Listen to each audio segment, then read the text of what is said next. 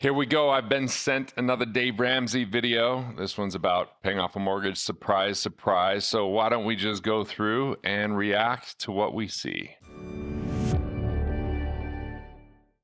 Jennifer is in Washington, D.C. to start off this hour. Hi, Jennifer. How are you? I'm doing great, Dave. Thank you so much for taking my call today. Our pleasure. How can we help? First of all, so I want to thank you guys, number one, for everything you do. It's awesome. I just love your show. I don't know if I could thank them for everything they do. Like, the problem is, if you're a train wreck, Dave will probably get you back on track. He'll be angry about it and get you to think completely in scarcity of scrimping, saving, sacrificing, deferring, and delaying.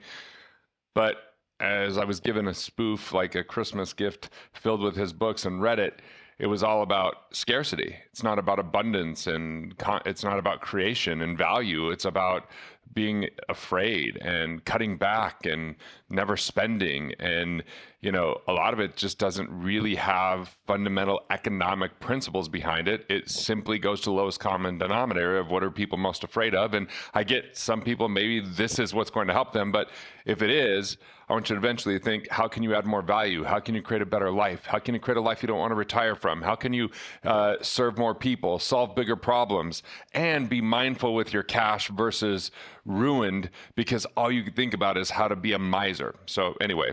And I've been listening for a couple of years, kind of off and on. I wish I knew about you 20 years ago. But hey, at least I do now, and I'm doing better. Good. So right now, so I'm 47, my husband's 54. We're both working full time. We owe right now about $377,000 on our house.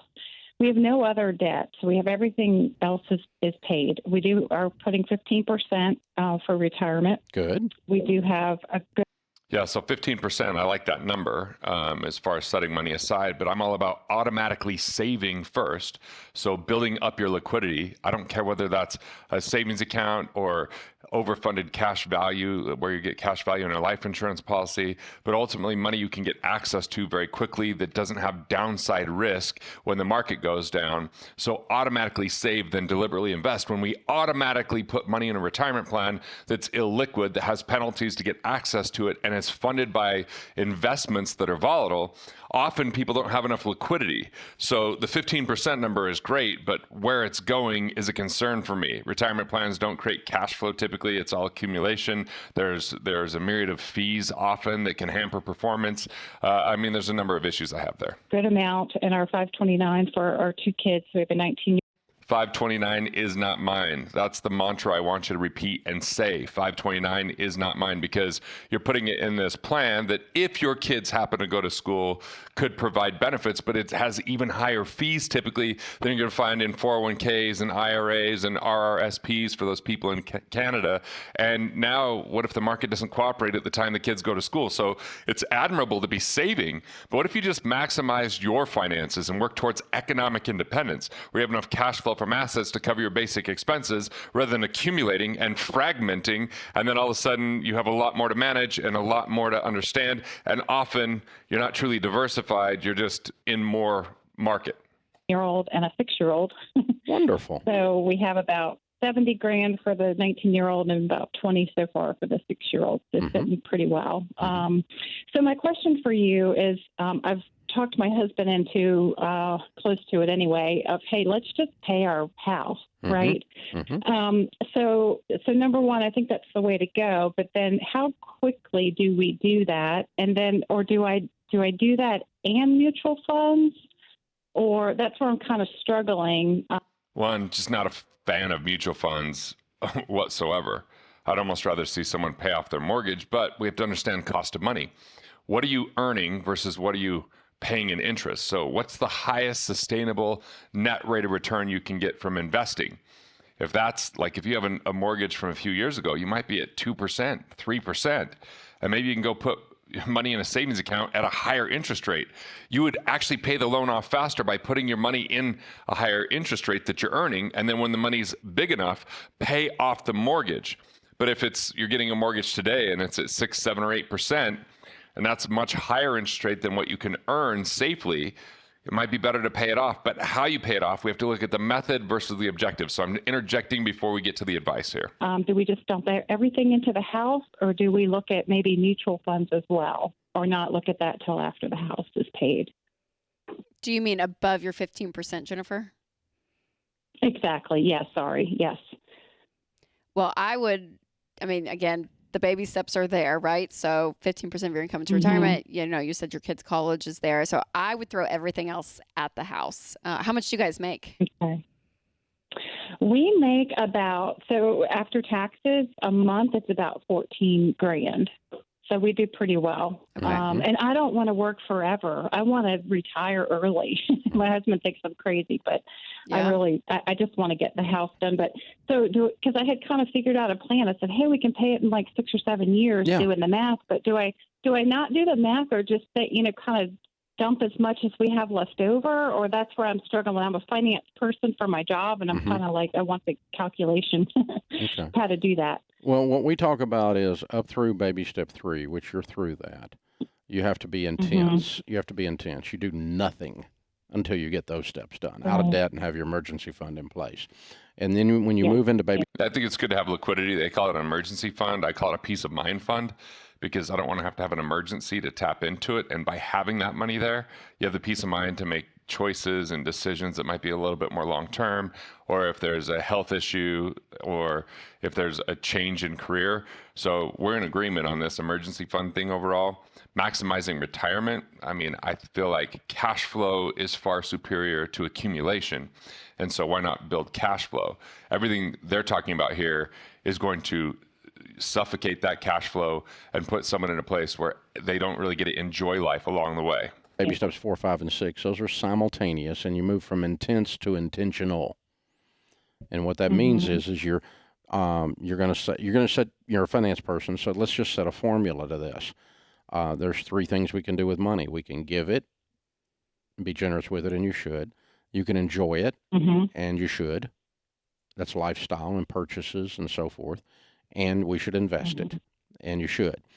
Yeah, I would say that investing and savings need to be separated. So you could spend it and enjoy it, which they're talking about. Great. You can give it and be generous. Great. But saving and investing should not be collapsed. It's 2 separate activities. One is about building liquidity, safety, stability. The other one could mean, there could be some volatility or lack of liquidity, or it's just a different activity, investing versus savings. And this is a mistake most people make, is they collapse those 2 things. And so paying off your home here is a type of a move, an investment type move. So, see, it's going to save interest. He calls it an investment type move. Well, you're going to free up cash flow when it's paid off. But it depends. Is it a line of credit or an amortized loan? Because when you pay extra to an amortized loan, it will lower the balance, but it doesn't reduce the payment. It just shortens the time to pay off the mortgage. And what happens if you have something come up along the way and all of a sudden you have to,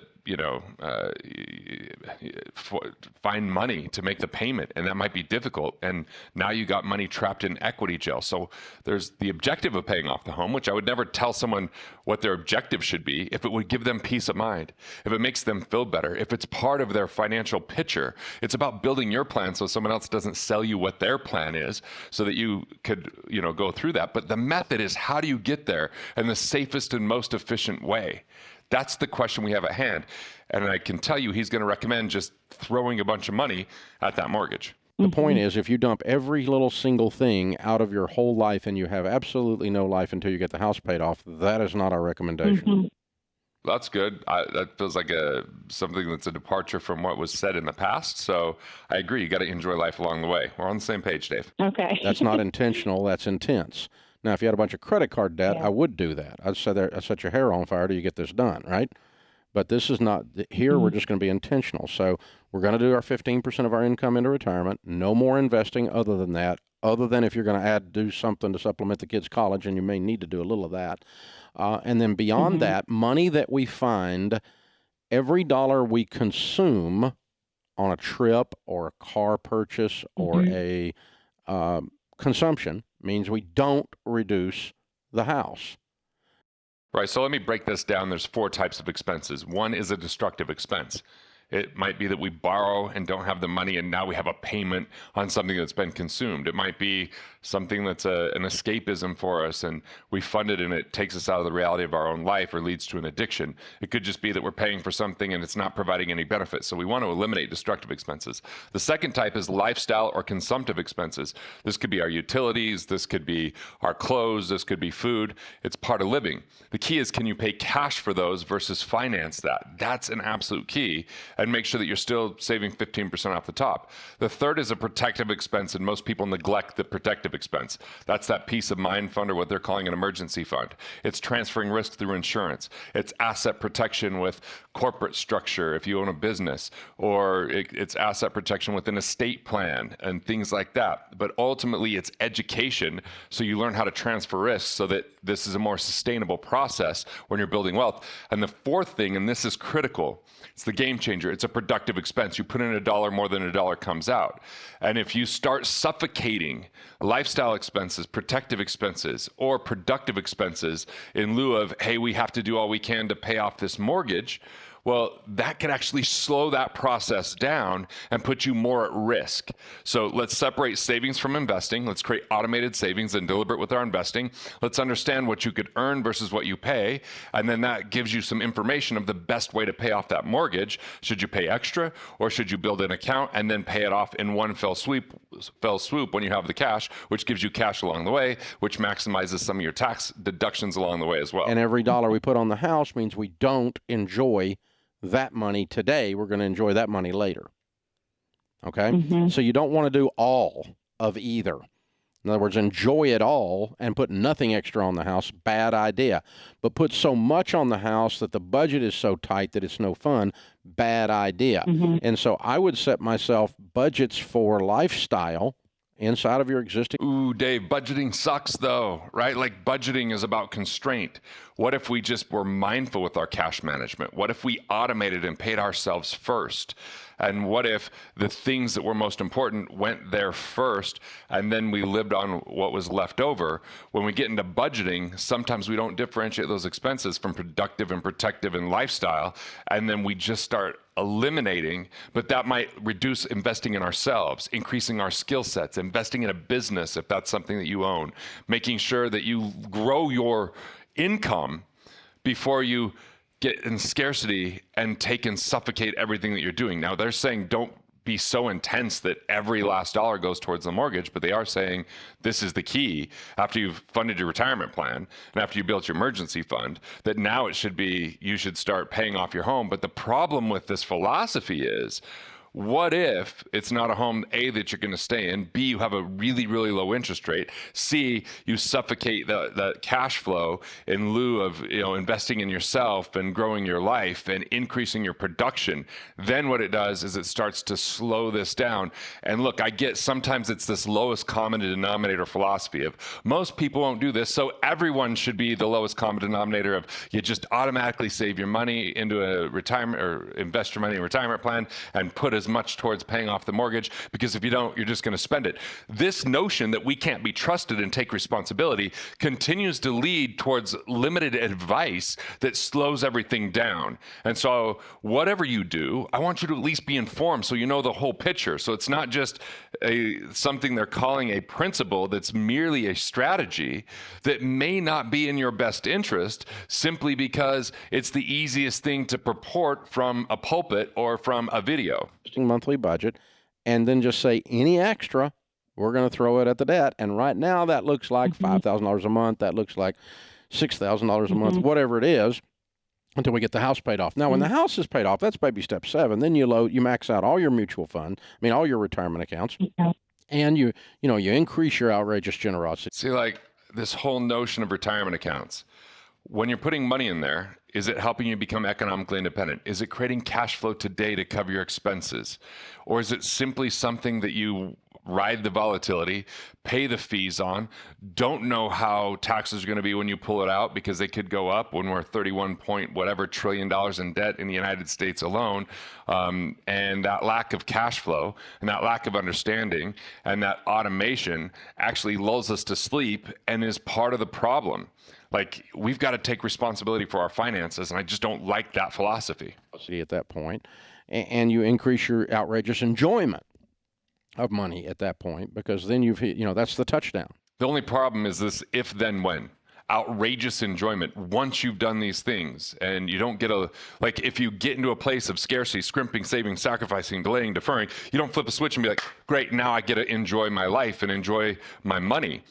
We become our habits. So how can you enjoy life along the way? Maybe you get to acquire more rich tastes over time, but the question is, how do you design your richest lifestyle? And when that's the context and framework, then consider how that looks with paying off a mortgage or setting aside money. But I don't like this notion of I'm just increasing my expense, so to speak, by putting money in a retirement plan, no additional cash flow. So it's all based upon my labor and effort and budget versus what if I became a cash flow investor and that cash flow starts to supplement my lifestyle so that once that can cover my lifestyle, I can reinvest 100% of my active income, therefore doing better than 15%, I'm at 100% that's growing assets. I'm not just setting money aside, I'm getting money along the way. It's reducing stress. It's helping me enjoy life. It means whether I go to work or not, I'm financially independent. And this is the key. It's a philosophy and framework that's missing here, because this framework and philosophy that Dave's teaching is scrimp, save, sacrifice, delay, defer. Reduce, and it's a scarcity mindset. Now you do the touchdown dance. So Rachel's exactly right. Whatever found money, if we want to go back to our old econ class, disposable income that we... The best found money, save on tax, save on interest, save on non-performing investment fees, which there's a ton of those in mutual funds. And then the fourth one is save on duplicate coverages or improper structure with insurance. By plugging those leaks, you can start to build more cash flow or more money to build cash flow. Have beyond our basic investments, beyond our basic living and enjoyment of money, every dollar we can find beyond that, I'm going to throw it at the house because I want to get done as fast as I can without putting my family in a strain. And I'm going to say, with the numbers you've got, it's probably about a 5-year mark you're going to be done. And what happens too, the one of the reasons that's in the baby steps versus just living with the mortgage for 30 years like most people do, is because once you have no payments, then you have suddenly have so many options, Jennifer. I mean, you said you wanted to retire early, and that's not crazy if you got a paid for house and no bills. I mean, yeah, sure. And by then, no bills. I mean, a paid for house is one bill. Like, where are the other bills going away to? You still have property taxes. You still have utilities. You still, like this no bills notion. And what if you found a career that you didn't want to retire from? What if you didn't retire from the world of value creation? Because I know there's a lot of people doing terrible jobs they're disengaged. It's no fun. It's frustrating. But what if retirement meant you worked in something that you really enjoyed? And if you had the economic independence now, like that would allow you to make that choice. And so that's kind of the difference I have in opinion here. You will have substantial investments as well. Yes, absolutely. So it just opens up a whole other level. I mean, obviously getting out of debt, consumer debt does that, but when you don't have a mortgage, not even a house payment, it's like tenfold. It just gives you so many options. So I don't think you're crazy for wanting to retire early, Jennifer. I think it's great. No, get it paid off as fast as you can without sacrificing without your life pinching down on everything to the point nobody can breathe. Yes, and that's what we... Now, if you can't breathe in baby steps 1 through 3, you're doing it right. I mean, you need to be wild on that one. You need to be in panic mode. You don't have an emergency fund. You got a bunch of car debt, student loan debt, credit card debt, and that kind of stuff. That's when you're a normal American and you have a mess and you need to clean up your... This is where he's great. The train wreck getting on track, those first steps of paying these things off that are really high interest rate, that are massive burden. But, so yeah, kudos. Normal, because normal sucks. But that's not where you are. You've moved from that intense section of 1 through 3 to intentional. And this is where baby step millionaires are born. They get the home paid off. Last hour, we had a debt-free call, or a debt-free scream here in the audience. And they're 39 years old with an $800,000 paid for. Oh, yeah, 39. Yeah. Before they're 40. Yes. And they paid off an $800,000 house in Austin, Texas. Yep. And we didn't ask them details about their investments, but their investments are well in excess of $200,000. So they are not even... Like, why is investments to them mutual funds? It's brain off, high fees, tons of volatility, way too much risk, lack of cash flow. Like, what if investments were some real estate for some people, depending on your investor DNA and what's aligned, or intellectual property for others, or acquisition of business for yet others, or maybe just cash values of insurance for even other people. And, like if you're wondering if you should pay off a home that you've had for a couple of years, I really recommend you go to cashflowbanking.gg, and fill out a few pieces of information so we get you with a certified specialist and compare what's going to pay off faster, building some cash and then paying it off in one fell swoop, where you're getting and maximizing your tax deductions, you're earning more than you're paying. Analyze, because if you just got a mortgage recently, that might not be the best method. It's really about discovering the method of how you get there, so that we use a little bit of economics and the uncommon common sense that's lacking here. 40 and they're millionaires. Why? They've exactly followed what I just outlined for the last 5 minutes with her. This idea of intensity until you're debt free and have the emergency. I just don't ever want someone to be the millionaire next door, the one that doesn't enjoy their life along the way, the one that has nothing to show for their earnings. I think it's smart to be financially stable and intentional, and to do some of the first steps we're talking about, or he's talking about here. But we really need to look at the big picture, build out a plan, understand where you have financial blind spots, know your investor DNA, plug the financial leaks. These are the keys. And, we've got a great kit. You could just look. And what's the quick tips for finding cash? Grab those quick tips. Put money in your pocket. There's like 7 or 8 of them in there that are easy, that you could do within 30 days. And if just one of those works, it's more money for you to start investing back into yourself, into your education, or paying off high interest rate loans. It's not just about budgeting. It's about intelligence. Fund, then intentionality, 15% of your income into retirement. Kids' college is addressed, and baby step 6, pay off the house with any disposable extra income we can squeeze out of our budget and throw at it without putting the family. Hey, I will say at the end of this, one of the better videos that I've seen put out from people sending me videos of what Dave's talking about, but how is the best way to pay off the mortgage? What is the method behind paying that off if that's truly your objective? Just throwing money at it might not be the best thing. And if you could plug financial leaks, get those quick tips, because it might help you out a whole lot faster. If you like these reaction videos and you want to see more, we'll go ahead and click through to another one so that we can kind of discern and dissect what's being taught and see where there might be limitations, or just a framework that isn't going to be the best for you delivering the wealth that you deserve. Hey, thanks for watching. I appreciate it. And if you're enjoying these videos, well, there's good news. More where that came from, so go ahead and click through and watch the next video now.